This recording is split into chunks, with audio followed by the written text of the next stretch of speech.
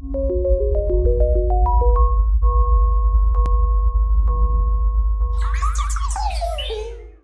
guys, it's Shadow Gear here, doing a review of Namaste.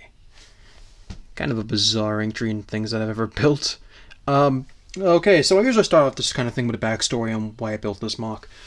So, originally, these legs from, I guess I say from the second knee down, were supposed to be the legs of a mummy MOC, and I had the idea for the mummy around the time I built Morden, because I was on a kick of like, let's make MOCs based off Lego themes and make them like super technically and bionicle and whatever. I made a pair of legs, never got around to finishing them, never did. Like I actually came up with a character and everything, never decided to go through with it. Maybe I still will, but hell if I know.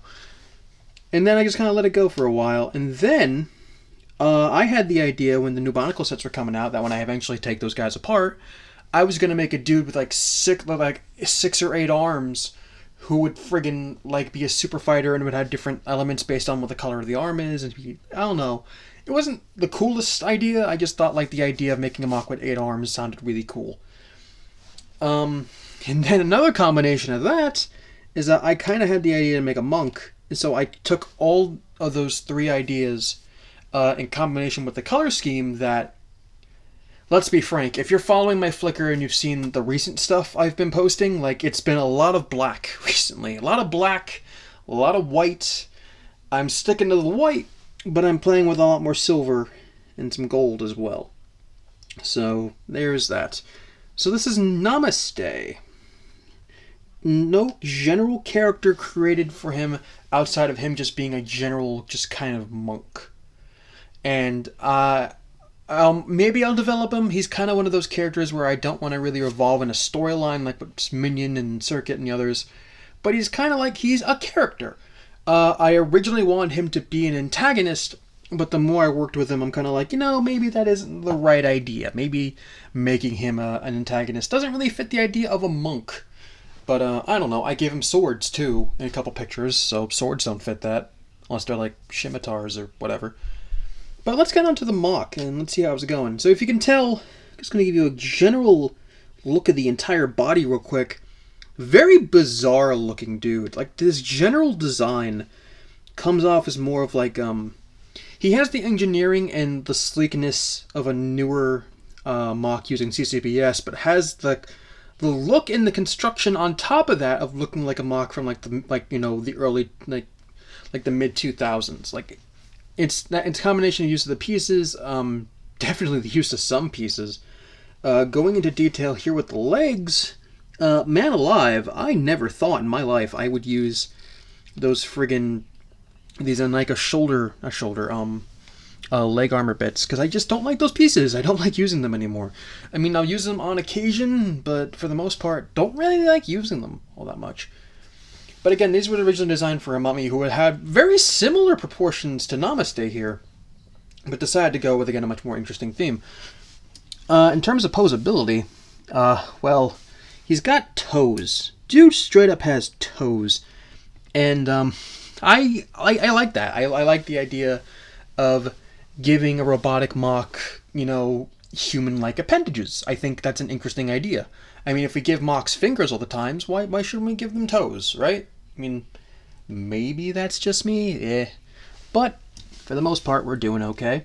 Foot design in general looks a little bit weird. He's kind of have this this giant heel, kind of like this heel shape with this here. These little toes are opposable here, and each toe is also individually posable, but because of the connection, they all just kind of like move together. I really don't have an urge to pose them individually, but it's alright. And again, this is made out of a Vaki waste, if you can't already tell. So, yeah, there's that posability there. Also, this heel can move a little bit. I don't necessarily know why I would want to move it, but it's there if I have the option. The mid part of the leg, incredibly basic. But an interesting thing here, if you pointed out, those are dark tan. Those are from... Oh, God, what's his name? Oh, Brown Paraka Man, I'm so sorry, I love you. Oh, AVAC. Okay, it's AVAC. But those are the dark tan pieces that are from AVAC's legs. And I could have made those white, decided not to. Not only because I'm on short supply of that color of piece, but also I think it matches well with kind of the flatter champagne gold. Not really champagne, just like pearl gold. Because if you've noticed with a lot of the... I'll get to this later when I get to the head, but a lot of the new gold pieces that came with the Bionicle sets, it's more of a flat pearl gold than an actual like pearlescent pearl gold. It's very... I don't really know how to put it. Again, it's me nitpicking in terms of colors. I know I have someone in my life who yells at me about that a lot. But there's a minor difference, so I think it fits, and it doesn't stand out too much out of everything there. I did have some other pieces I wanted to use for these. I wanted to use originally the silver Baraki armor that came with Nocturne. I only had one. Couldn't find a store in America on Bricklink that sold another one, and so I'm getting another one from Mesky, which I won't be able to get for a while. So for the meantime, I'm using those bits. Moving up to the hips and upper legs, frankly, this, with a combination of the arms, I think is the best part about this MOC.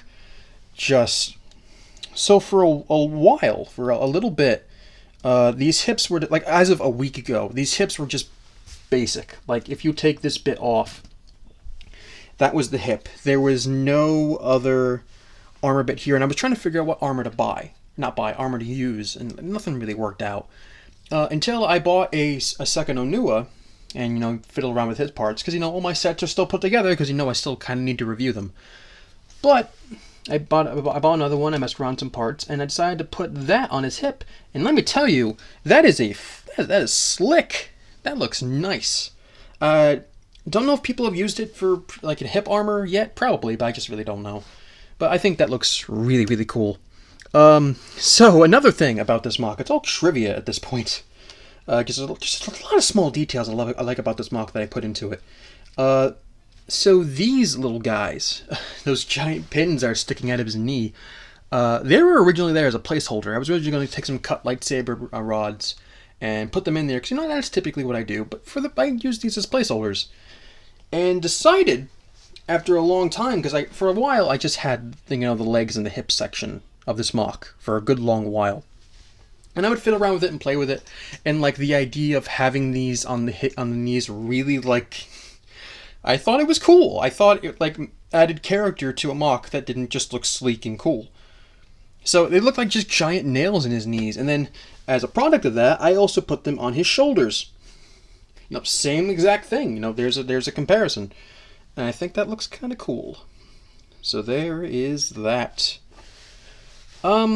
Also, might as well talk about the posture of this guy for a second. If I can just move him to the right direction. Whoop. So he's got a big crotch. I'm not going to deny that. It's the same type of thing that Dominion has, where Dominion kind of has a bulging crotch, but also a thin upper body. So it looks a little weird. But on this guy, I think with the weird flow presentation he has in terms of his overall look, I think it fits a lot better than it does on Dominion, and I think it makes him stand out a lot more. Another thing I guess I should point out that isn't too obvious, well, kind of is obvious, is a sticker. I straight up used a couple stickers on this guy.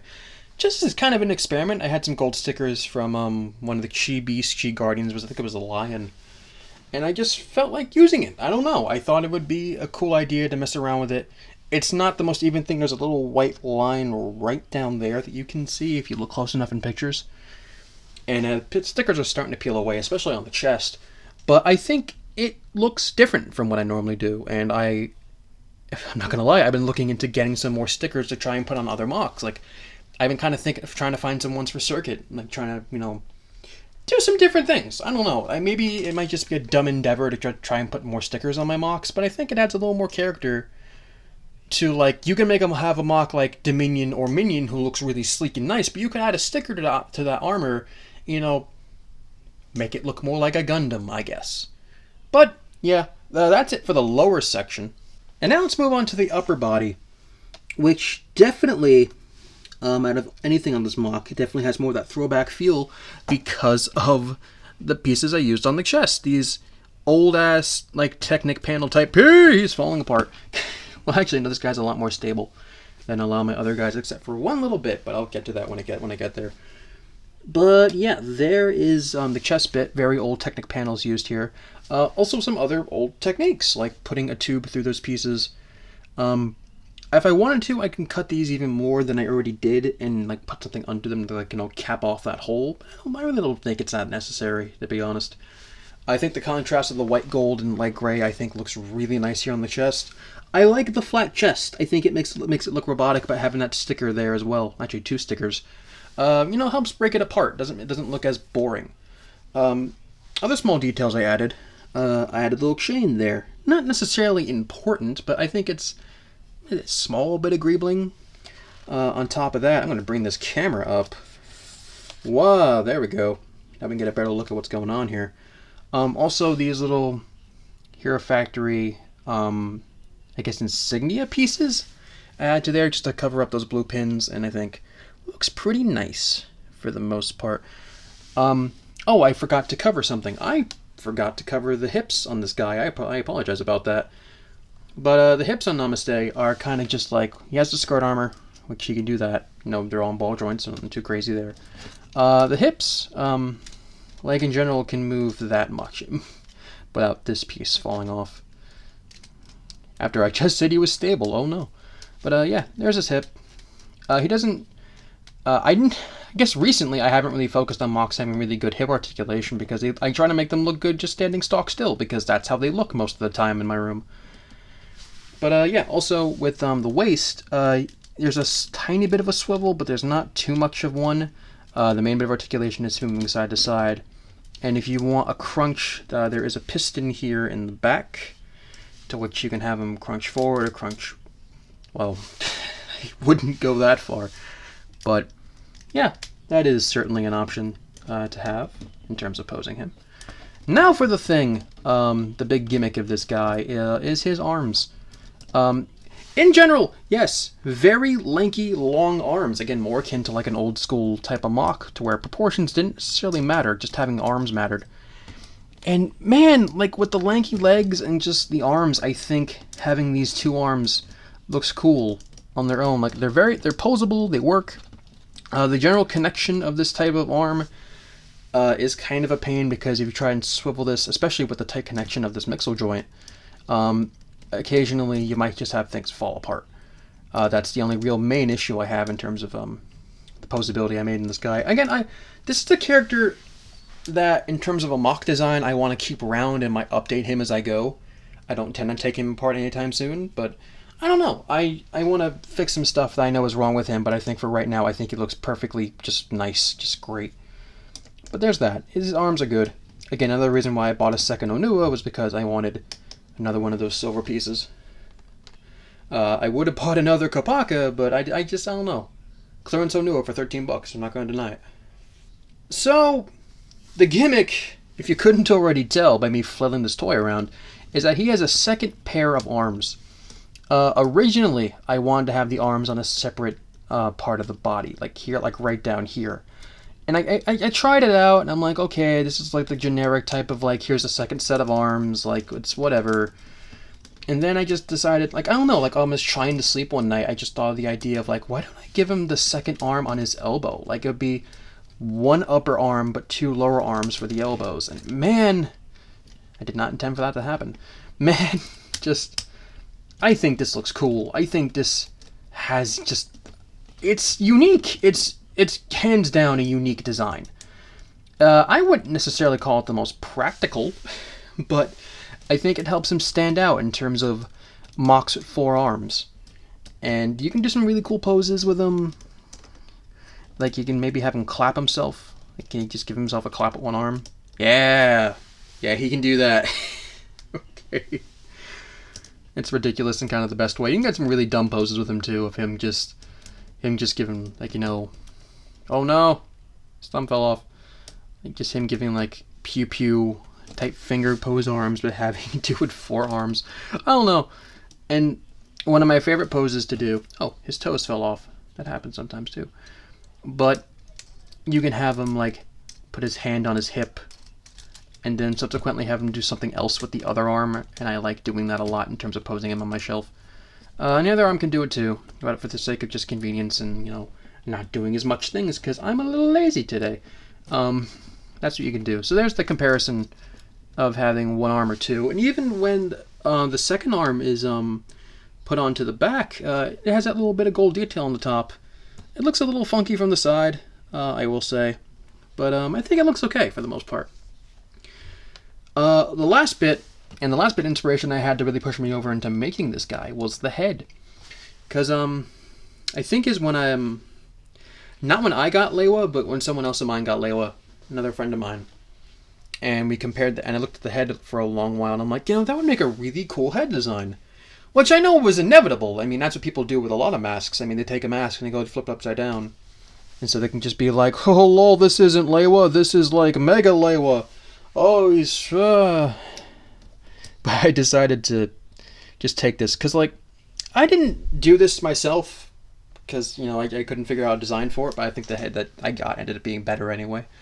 But, like, the cut here in the mask, I think, fits so nicely. Like, you can put a nice round eyeball in there for both sides and just make it better. But I went for a more blocky look. I think that looks really cool. The eyes I had on him originally were dark red, but as I decided to work on them a bit more, I'm like, that doesn't really fit kind of a docile, like, kind of gentle monk nature. So, hey, let's just give him baby blue eyes, and I think that looks so nice. Like, the contrast with the gold and the gray, I think, looks freaking solid. Also, little bits having minifigure hands here gives him more of kind of a mandible look, which is nice. In the pictures I posted on Flickr, which, again, if you guys aren't subscribed to my Flickr, you probably should if you want to get, updates on MOCs and, like, know what the fuck I'm doing. But if you slightly nudge that mask and push it down, it's kind of, oh no, the back of his head fell off.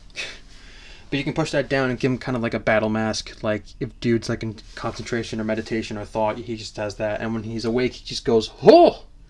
Not what I wanted. Oh! There we go. Just lock that back into place. So yeah, that's Namaste. I gotta say, for a MOC that I started out originally as like, here's this weird idea and a combination of other weird ideas, this turned out way better than I thought it would. And I am super happy how it turned out. And looking at the responses I've gotten online, the work in progress picture I posted earlier today, man, people like this guy too. I think in general, he's not simple, but it's just in terms of advice, you can make a simple designed MOC with a really clever idea of a skeleton, like having two arms in the elbow, or maybe same thing with legs, or doing like having one waist section and two different torsos with another set of arms, like having two different little creatures on it. Like, be creative in terms of like that type of design, because I feel like, and I'm guilty of this, I make a lot of humanoid guys, a lot of humanoid MOCs. And I probably could stand to make, maybe some quadrupeds, maybe some more Rahi looking things, but I don't. I generally and have been the best at making humanoids. But doing something like this to where, yeah, Dude Man here is a humanoid, but he's got some really weird, and not digigrade legs, but some really bizarre, like, double jointed legs, and like this two arm setup. Like, I think overall, making some minor changes to the original humanoid formula, I think works. And I think it's something you could experiment with. And like, hey, even if I don't like the four arms, I can just put one on the back, and he'll just look normal, more or less. I don't know. Namaste. I really loved how he turned out. I'm just very happy. So, anyway, guys, this is Shadow Gear 655, or Shadow Gear. I'll get back to that later. But, hope you all have a good day. Bye-bye.